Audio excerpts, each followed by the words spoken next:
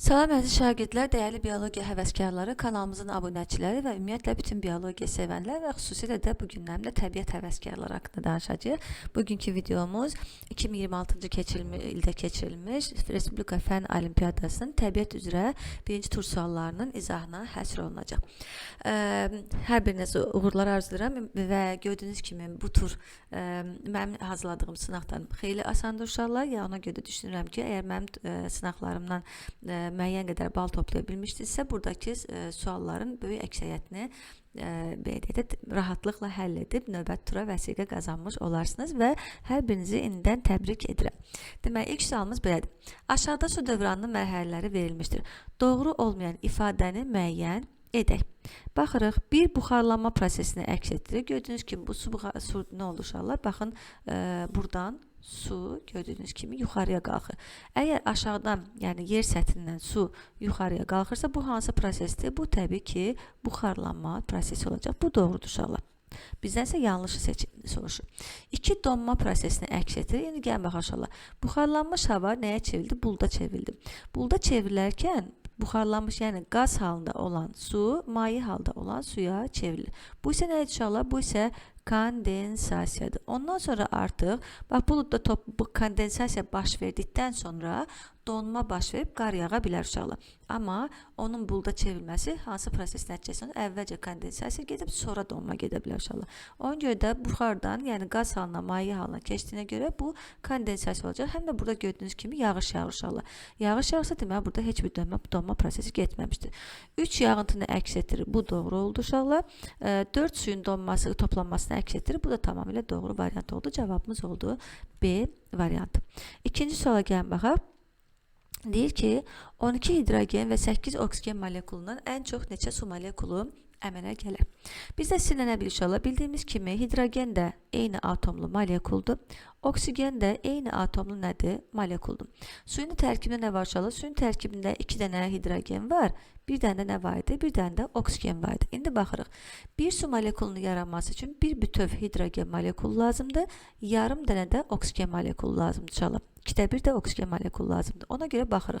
Burada artıq oksigenin sayının o qədər əhəmiyyəti qalmadı. Çünki 8 dənə oksigen bizə 16 su molekulu yaratmaq imkanı versə də, bizim cəmi 12 hidrogenimiz olduğuna görə biz bu 8 oksigendən cəmi 12 dənə hidrogen molekulu yarada bilərik uşaqlar. Çünki burada cəmi, yəni yalnız 12 atom istifadə edə bilərik. 8 oksigen molekulunda 16 atom var və hər su molekulunda cəmi 1 atom var uşaqlar.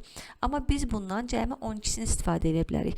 Çünki yerdə qalan 4-ünə birləşmək üçün hidrogen atomları çatmayacaq uşaqlar. Ona görə də 12 hidrogen və deməli elə 12 dənə də su molekulu əmələ gələ bilər.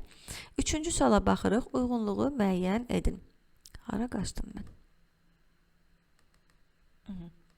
Nədir uşaqlar? Deyir ki, hidrogen və helium qarışığı. Baxırıq, hidrogen nədir? Hidrogen eyni atomlu nədir uşaqlar? Molekuldur və eyni zamanda helium isə atomdur. Baxırıq, burada atom və molekul qarışığı nədir? B variantı. Deməli, bu oldu B. Və baxırıq, burada deməli bu nədir uşaqlar? Bu heliumdur. Bu isə nədir? Bu isə hidrogendir. Deməli, boz rəngdə olanlar nələr olacaq? Hidrogen molekulları olacaq. Hidrogen və amonyak qarışığı. Baxırıq, hidrogen burada var uşaqlar gördüyünüz kimi. Eyni zamanda amonyak da nə idi? Amonyak da bir dənə azot, 3 dənə nə var idi uşaqlar? 3 dənə də hidrogen idi. Gördüyünüz kimi bir dənə azot, ətrafında 3 dənə hidrogen. Bu da deməli ikinci olacaq C. Üçüncüyə baxırıq, su buxarı. Baxaq uşaqlar, oksigen, ətrafında 2 dənə hidrogen. Bu nə oldu? Su buxarı oldu. Karbon qazında isə nə var idi? Bir dənə karbon var idi, 2 dənə oksigen var idi. Bu da oldu karbon qazı ilə su buxarının qarışığı və bu da oldu bu. Nə oldu? 1B, 2C və 3A, B variantını buradan seçdik. Bu bizdə 3-cü sual inşallah. Keçək 4-cü suala. 4-cü sualda nə deyir? Deyir ki, hansı halda doymuş məhlula əlavə edilmiş maddə təsvir edilmişdir? Deməli, belə uşaqlar, burada bu suala baxan kimi, burada məhlul ifadəsi varsa uşaqlar, deməli, həllecidə həll olan maddədən söhbət gedir. Ona görə biz sizə burada D variantını ilk olaraq nə edirik uşaqlar? D variantını çıxırıq.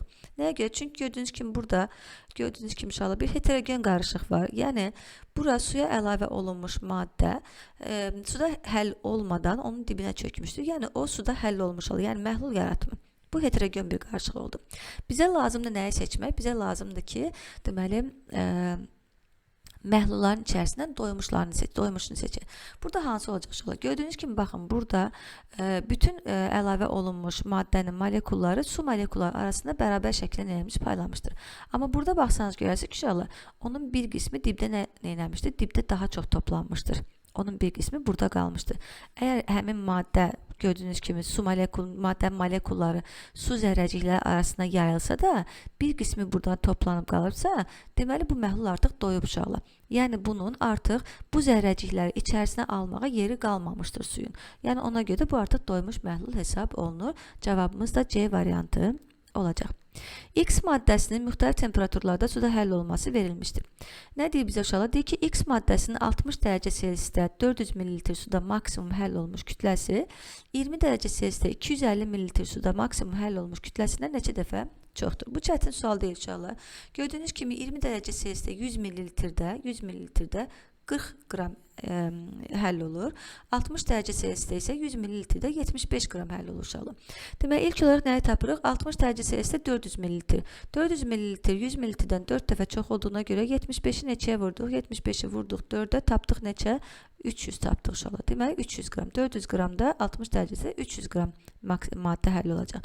İndi baxaq digərinə. 20 dərəcə Selsidə gördüyünüz kimi 100 ml-də 40 qramca 250 ml tapırıq uşaqlar. O zaman nə edirik? 100-də neçə? 100-də 40, 250-də neçə olacaq? X olacaq. X də bərabərdir 250 vur 40 bölünsün 100.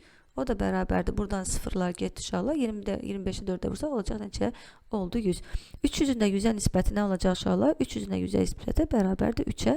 Cavabımız da oldu C variantı. Daha doğrusu D variantı. Keçək 6-cı suala. Deyir ki, doğru olmayan ifadəni müəyyən edin. Azərbaycanda güclü zəlzələlərin baş vermə səbəbi ölkənin Avrasiya və Ərəbistan litosfer tavalarının toqquşma sərhədində yerləşməsidir. Bu ifadə doğrudur uşaqlar.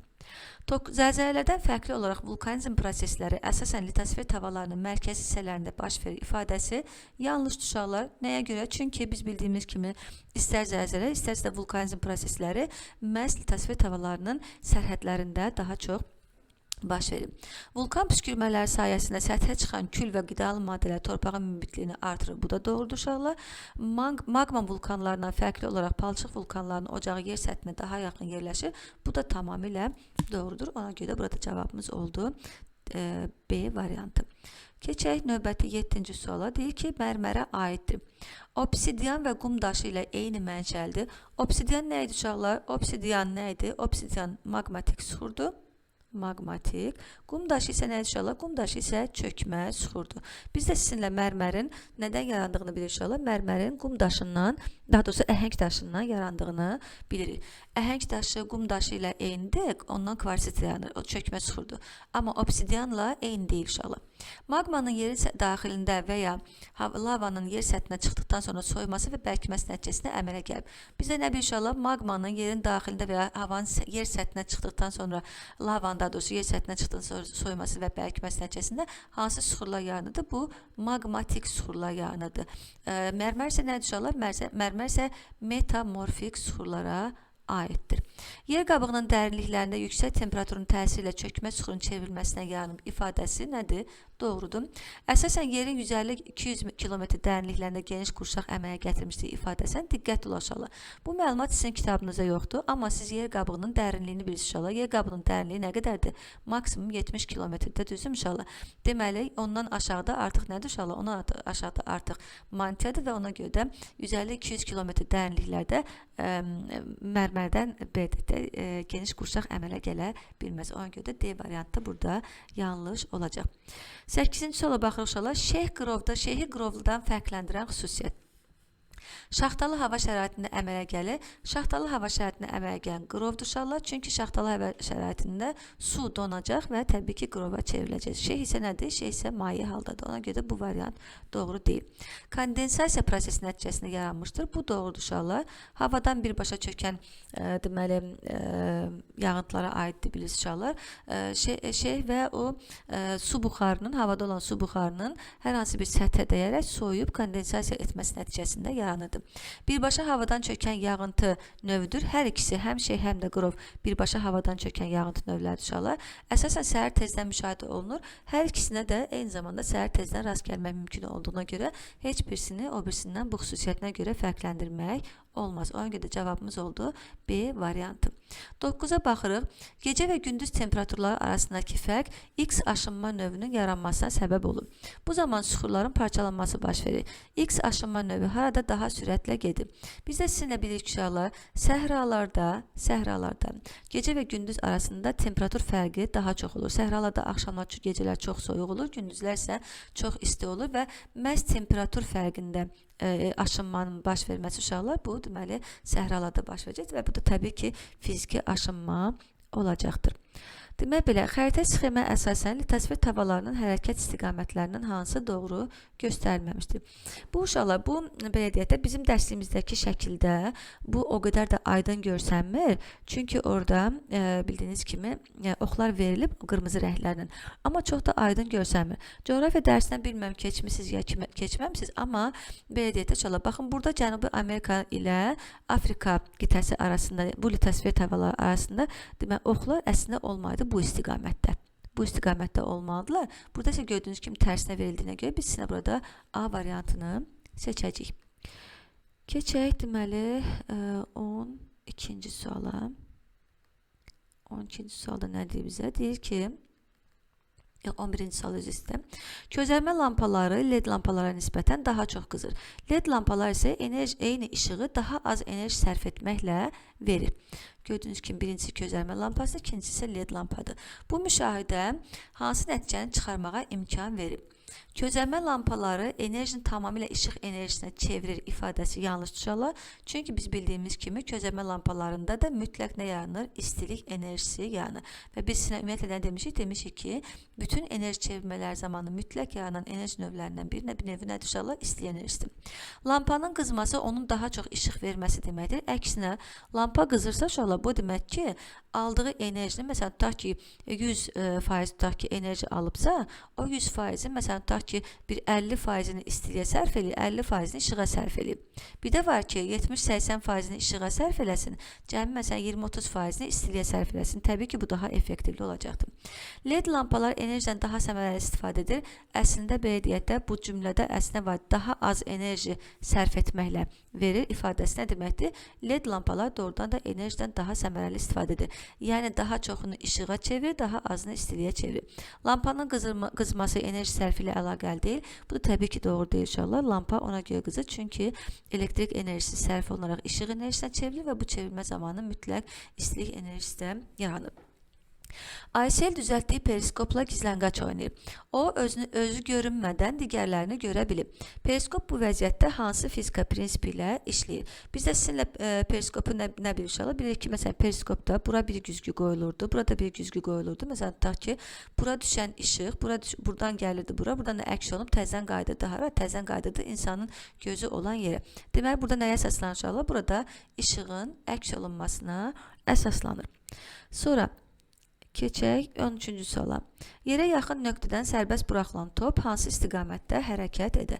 Deməli, top gördüyünüz kimi buradadır uşaqlar, yer kürəsi isə buradadır. Deməli, topun istiqaməti olacaq yerdə olur. Çünki yer onu özünə cəzb edəcək, yəni ağırlıq qüvvəsi ilə özünə cəzb edəcək.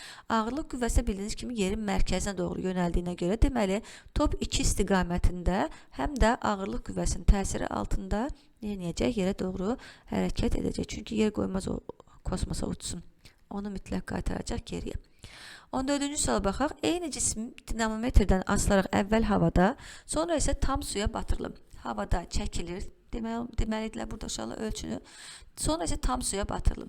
Aşağıdakı ifadələrdən hansı dinamometrin suda daha az qiymət göstərməsinə dəlil ola bilməz və yaxud da ki, burada səbəb ola bilməz yazılsaydı daha doğrulardır uşaqlar. Baxırıq, cisim suya batırıldıqda ona yuxarı istiqamətdə qüvvə təsir edir. Bəli, cisim suya batırıldıqda ona yuxarı istiqamətdə yönəldilmiş hansı nədir uşaqlar? Arximed qüvvəsi. Arximed qüvvəsi suyun itələmə qüvvəsi, düzdür? İnşallah suyun qaldırma qüvvəsi, suyun itələmə qüvvəsi, Arximed qüvvəsi təsir göstərir. Deməli bu ifadə doğrudur uşaqlar və doğrudan da onun yüngülləşməsinə səbəb olacaq. Cisim sudan çıxardıqda dinamometrin göstəricisi əvvəl kim olur? Bəli. Cisim sudan çıxardıqda artıq Arximed qüvvəsi təsir etmədiyinə görə o əvvəlki göstəriciyə qayıdacaqdır. Cismin kütləsi hər iki halda dəyişmədən eyni qalıb. Bəli, cismin kütləsi dəyişmir. Sadəcə olaraq suda Arximed qüvvəsi təsir etdiyinə görə dinamometrin göstəricisi təsir edir. Ağırlıq qüvvəsinin belə deyək də qiymət dəyişir uşaqlar. Cisim suya daxil edildikdə ona ağırlıq qüvvəsi təsir etmir ifadəsi nə olacaq? Yanlış olacaq uşaqlar. Çünki cisim harda olur olsun ona ağırlıq qüvvəsi mütləq təsir edir uşaqlar. Ancaq hansı şəraitdə? Çəkisizlik şəraitində ona ağırlıq qüvvəsi təsir etmirdi. Burada isə mütləq ağırlıq qüvvəsi təsir edir. Həm də dinamometrə baxsaz görərsiniz ki, orada yenə də nə var uşaqlar? Dinamometrin göstəricisi az da olsa amma nə edir? Göstərir. Deməli ağırlıq qüvvəsi cisimə suya daxil olduqda da təsir edir. 15-ci suala baxaq. Astronavtın yerdə geyimlə birlikdə kütləsi 110 kiloqramdır. Marsda cazibə əmsalını biz sizinlə birlikdə sabitə bilirik ki, 4 metr bölünsün saniyə kvadratdır. Yerdə isə 10 metr bölünsün saniyə kvadratına bərabərdir. Bu astronavtın geyimlə birlikdə Marsdakı çəkisi nə qədərdir? Çəki deyəndə biz burada nəzərdə tuturuq uşaqlar? Çəki deyəndə biz ona təsir edən qüvvəni, dayağa olan deməli təsirini nəzərdə tutacağıq uşaqlar. Ona görə də nə edirik? Yerdə 110 kiloqram çəkisi var. Çəki Marsda dəyişmir uşaqlar və onu 4-ə vururuq. Tapırıq ki, 440 Newton qüvvə ona təsir etmişdir. Yəni onun çəkisi 410 Newton olacaq. Həzm prosesi ilk dəfə harda başlayır? Həzm prosesinin ilk dəfə ağız boşluğunda başladığını biz sizinlə bilirik inşallah. Süd məhsullarının kifayət qədər qəbul edilməməsi hansı problemə səbəb ola bilər? Süd məhsullarının tərkibində kalsium vardır uşaqlar və o da sümüklərin böyüməsi, sümüklərin möhkəmlənməsi üçün lazım olduğuna görə süd məhsullarının çatışmaması, qəbul olunmaması sümük zəifləməsinə səbəb ola bilər. 18-ci suala gəlin baxaq. Deyir ki, şagirdlər qanın bədəndə hərəkətini tədqiq etmək üçün təcrübə aparırlar. Plastik su qabı və şirə çöplərindən istifadə edərək model düzəldirlər. Şəkildə verilmiş modelə əsasən A, B və C ilə işarə edilmiş hissələri müəyyən edin. Gəlin baxaq uşaqlar. Gördüyünüz kimi deməli, A burada nədir? A digər orqanlardır. B gördüyünüz kimi mədəcik uşaqlar. C isə nədir? C isə ağciyərlərdir. İndi burada iki variant ola bilər uşaqlar. Ya bu belə deyək də, ya bu sol mədəcik olmalıdır. Sol mədəcik olmalıdır. Deməli, C burada vena olmalıdır. B olmalıdır, belə deyək də, sol mədəcik, üzr istəyirəm. Deməli, sol mədəcik olmalıdır, sol mədəcik. A isə olmalıdır, deməli, arteriya.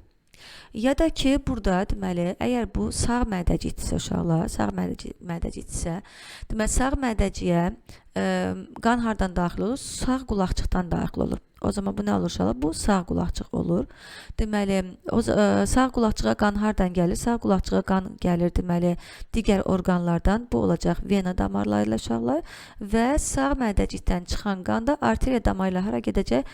Ağciyərə gedəcək. Bu isə nə olacaq? Arteriya olacaq. Yəni, əgər biz bunu sol mədəcik kimi götürsək, nə olmalıdır? Sol mədəcik kimi götürürsə, bura deməli, qulaqçıq ola bilməz uşaqlar. Çünki sol mədəcikdən vurub hara getməlidir? Sol mədəcikdən vurub getməlidir, deməli, damara. Deməli, bu variant doğru olmayacaq. Bunu biz sağ mədəcik kimi götürəcəyik. O zaman sağ mədəcik kimi götürürsə, A nə olur? A vena olur. Deməli, B olur sağ qulaqçıq. Yəni, digər orqanlardan vena ilə qan gəldi sağ qulaqçığa, oradan keçdi mədəciyə. Mədəcik yığıldı, qanı hara vurdu? Arteriya ilə ağciyərə göndərdi. C isə oldu arteriya və cavabımız da oldu B variantı. Gördüyünüz kimi. Və baxarıq sizinlə 19-a. Doğru verilmiş fikirləri seçin. Su buxarının təsiri ilə burada uşaqlar doğru verilmiş fikirləri seçin deyəndə sual biraz sanki tamamlanmamış sualdır. Burada biz sizinlə belə deyək də konservləşdirmə və ya da ki, qida maddələrinin, ərzaq maddələrinin qorunması ilə bağlı əlaqədar doğru fikirləri seçməliyik. Deməli, burada baxırıq, su buxarının təsiri ilə qidadan suyun çıxarılması. Su buxarının təsiri ilə qidadan suyu çıxartmaq mümkün deyil. Bu nə olmalıdır? Burada qurutma olmalıdır. Qurutma ilə suyun qidadan çıxarılması. Qidaların uzun müddət saxlanması üçün duzlanması. Duzlanmadan biz bilirik ki, uzun müddət saxlamaq üçün istifadə etmək mümkündür. Məsələn, yeməklərin duza qoyulması və yaxud da ki, hətta belə deyək də, məsələn, gavalıda məsələn qurudurlar, əvvəlcə qurudurlar, tərkibdən suyu çıxardılar. Daha sonra onu duzluyurlar aşağı. Həm qurutmadan istifadə edilər, həm də duzlamadan istifadə edilər. Qidaların uzun müddət saxlanması üçün şəkərdən istifadə. Məsələn, şəkərdən istifadə mürəbbə hazırlıq, kompotlar hazırlıq ki, bunlar nə oldu uşaqlar? Bunlar təbii ki, yenə də doğru üsullar oldu. Bu da doğrudur uşaqlar. Ərzaqların hava doldurulmuş paketlərdə saxlanması, əksinə vakuumlanmış, yəni havası çıxarılmış paketlərdə saxlanması. İndi hal-hazırda bilirsiniz, Novruz bayramı ərəfəsidir. Novruz bayramında hər birinizin ailəsində yəqin ki, fındıq alıb gətirib şəkərbura bişirilir və o fındığı necə preslənmiş və içərisindən vakuumlanmış və havasının çıxarıldığını görə bilərsiniz. Və ya da ki, xurma paketlərində belə havası çıxardılmış, preslənmiş xurma paketləri görə bilərsiniz. Və bunlar da içərisində hava olmadığına görə bakteriyalar olmur və ərzaqlarımız burada daha qorunmuş şəkildə saxlanır. Ona görə burada nəyi seçirik inşallah? İkinci ilə üçüncünü seçirik. Cavabımız oldu C variantı. 20-ci suala baxırıq. Qida zəncirində həm birinci dərəcəli istehlakçı, həm də ikinci dərəcəli istehlakçı ola biləcək canlı hansıdır? Burada uşaqlar həm birinci dərəcəli konsument, həm də istehlakçılar nələrdir? Bunlar konsumentlər, düzdür? Konsumentlər. Həm birinci dərəcəli, həm də ikinci dərəcəli konsument olması üçün canlının BDT həm bitki mənşəli, həm də heyvan mənşəli qida ilə qidalanması lazımdır. Ot burada nədir uşaqlar? Ot burada prodüsentdir. Gördüyünüz kimi tülkü nədir uşaqlar? Tülkü konsumentdir, ət yeyən konsumentdir. Həmçinin də dovşan nədir? Dovşan ot yeyən konsumentdir. O ancaq birinci konsument ola bilər. Tülkü isə deməli birinci konsument ola bilməz. Yalnız ikincidən sonraki ikinci və sonraki konsument ola bilər. Toyuq burada uşaqlar nə ola bilər? Toyuq burada həm ikinci dərəcəli, həm də birinci dərəcəli istehlakçı, yəni konsument ola bilər. Xlorofil haqqında verilmiş fikirlərdən hansı yanlışdır? Cavan bitkilərin köklərində rast gəlinir ifadəsi bu nə olacaq inşallah? Bu yanlış olacaq. Çünki köklər bildiyiniz kimi torpaqda olur və torpağa da işıq düşmədiyinə görə xlorofilin də yaranması üçün mütləq işıq lazımdır uşaqlar. Ora işıq düşmədiyinə görə xlorofil orada əmələ gələ bilmir. Bitkilərin yarpaqlarında ola bilər, bitkilərin zoğlarında, məsələn ağac bitkilərində cavan zoğlarda, ot bitkilərin ümumiyyətlə zoğlarında, bitkilərdə rastlanan pigmentdir ifadəsi nədir uşaqlar? Yaşıl rəngdə nədir? Yaşıl rəngdə pigmentdir ifadəsi bu da nə olacaq? Doğru olacaq. Keçək növbəti suala. 22-ci sualda deyir ki, sağlam insanda bədən temperaturunun artması hansı vəziyyətdə baş verir? Fiziki fəaliyyət zamanı biz bilirik ki, neyini inşallah? Fiziki fəaliyyət zamanı biz enerji sərf edirik, kinetik enerji yaradırıq, bədənimizdə olan qida maddələrindən, kimyəvi maddələrdən, enerjidən istifadə edirik, onu çeviririk, kinetik enerji yaradırıq və həmin o kinetik enerji yaratdıqda da bədənimiz nə edəcək inşallah? İstilik enerjisi daha çox əmələ gəlmiş olur və nəticədə bizim bədənimizin temperaturu artmış olur. Ona görə B variantını burada sizinlə seçə bilərik. Bitkilərdə fotosintez üçün hansı amil vacib deyil? Günəş işığı mütləqdir. Torpaqdan suyu sorur, havadan karbon qazını alır. Oksigeni isə fotosintez nəticəsində əmələ gətirəcək deyə oksigen onun üçün, yəni fotosintez üçün inşallah vacib deyil. Oksigeni əksinə özü əmələ gətirəcək. Oksigen tənəffüs üçün vacib olan bir maddədir. Vərəm xəstəliyini törədən bakteriyalar hansı formada olur? Biz vərəm xəstəliyini törədən bakteriyalar vərəm çöplər deyilsə, deməli onlar çöp şəkilli və yaxud da ki biz buna nə demişdik? Basillər demişdik inşallah. Və 25-ci suala gəl baxaq. Deyir ki, doğru ifadəni müəyyən edin. Xəstəlik törədən mikroorqanizmlərin yoluxduğu orqanizm sahib orqanizm adları bu tamamilə doğrudur inşallah. Patogenlər sahiblər deyil inşallah. Bunlar nələrdir? Bunlar deməli elə patogenlər sayılırlar. Patogenlər zökəm bakteriyaların səbəb olduğu yox, zökəm virusların səbəb olduğu bir yoluxucu xəstəlikdir. Viruslar qidaların xarab olmasına yox, inşallah viruslar bildiyimiz kimi yalnız canlı hüceyrələrdə, canlı orqanizmlərdə yaşadıqlarına görə onlar qidaların xarab olmasına səbəb olmurlar, canlıda yaşayırlar və onda xəstəlik yaranmasına səbəb olurlar. Beləliklə bu 2026-cı ildə keçirilmiş Respublika Fənn Olimpiadalarının təbiət üzrə birinci turunun suallarıydı inşallah. Yenə deyirəm, suallar çətin suallar deyildi. Kitabınızı yaxşı-yaxşı oxumusunuzsa, yaxşı-yaxşı üzərində işləmisinizsə, bu sualları BDT cavablandırmaq sizin üçün çətin olmamalıdır. Çünki burada BDT əksəriyyəti cavabları kitabda olan suallardı. Ona görə də bunun üzərində çox düşünməyə də ehtiyac yox idi inşallah. Sadəcə olaraq materialı yaxşı əzbərləmək, yaxşı öyrənmək lazımdır. Ona görə də ümid edirəm ki, çoxunuz bu turdan digər tura yüksək balla keçəcəksiniz və bizim hər birimizi sevindirəcəksiniz. Hər birinizə uğurlar arzulayıram. Növbəti turda müvəffəqiyyətlər arzulayıram və növbəti videolarda görüşənə qədər özünüzə yaxşı baxın, sağlıqla qalın.